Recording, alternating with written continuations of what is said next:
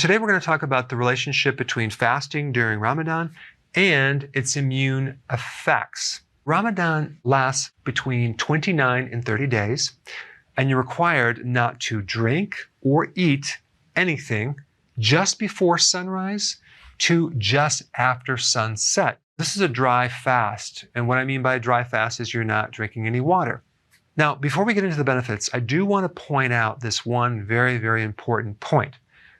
If you look at some of the studies done on Ramadan, you're going to see some mixed reviews. And I think the reason for that, because what you eat before and after you fast is going to make or break your success.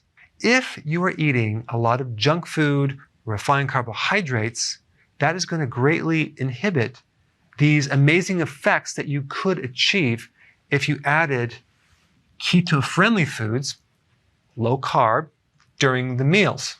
I mean, think about it. Ketones in general are antimicrobial. When you do fasting, you actually decrease what's called cytokines. There are different types of cytokines, and cytokines are chemical messages that communicate between your immune cells. There are certain cytokines that cause inflammation, and those are the ones that we're talking about. So it'll decrease the trigger to inflammation. Also, it will stimulate something called macrophages. A macrophage is a large cell that eats bacteria and microbes and viruses. This is like a professional, what's called a phagocyte, which not just is like a garbage disposal, but it is a deadly killer and one of the first lines of defense for any type of invasion for microbes. So the more you can stimulate macrophages, the better the immune system. All right, next thing is it will increase the microbiome. What is the microbiome?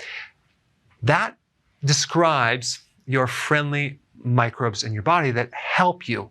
A great majority of your immune system, and I'm talking like 70%, is located in your large intestine. And I'm talking about the microbiome, which I did a video on, and I'll put that link down below, gives you incredible immune support. And without it, your risk for infection goes straight up and vertical.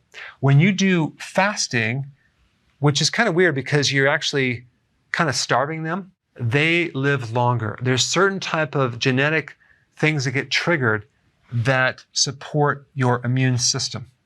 Next thing is resistance to stress. When you fast, you increase your capacity to fight off stress, as well as DNA damage too. Also, when you fast, you decrease oxidative stress. You're going to have less free radicals. You're also going to get an increase in production of your antioxidant networks, which also can help as well.